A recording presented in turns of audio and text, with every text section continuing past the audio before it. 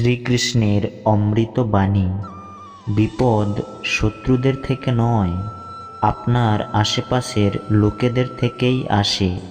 কারণ নৌকা বাইরের জলের জন্য নয়, নিজের ভেতরের ছিদ্রের জন্যই ডুবে যায়।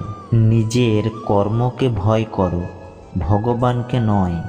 ভগবান ক্ষমা করে, কিন্তু তোমার কর্ম নয়। এটাই অপরিবর্তনীয় সত্য। যেমন একটি বাছুর তার মাকে 100টি গরুর মাঝে খুঁজে নিতে পারে, একইভাবে কর্ম তার কর্তা খুঁজে নিতে পারে।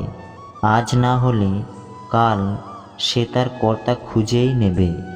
যদি আপনার উদ্দেশ্য পরিষ্কার হয় এবং উদ্দেশ্য সঠিক হয়, তবে অবশ্যই ঈশ্বরও আপনাকে কোনো না কোনোভাবে সাহায্য করবেন।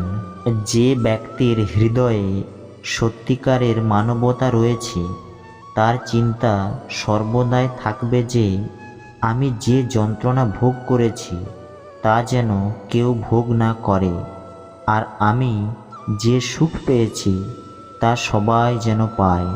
কখনো কখনো আপনি কিছু ভুল না করেই খারাপ হয়ে যান, কারণ লোকেরা আপনাকে দিয়ে যা করাতে চায় আপনি তা করেন না।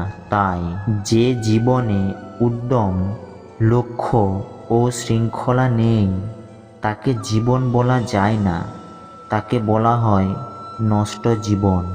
লোহাকে কেউ ধ্বংস করতে পারে না, কেবল তার মরিচাই ধ্বংস করতে পারে। একইভাবে একজন মানুষকে অন্য কেউ নয়, নিজের চিন্তায় ধ্বংস করতে পারে। তাই ভালো চিন্তা রাখুন, অবশ্যই ভালো হবে।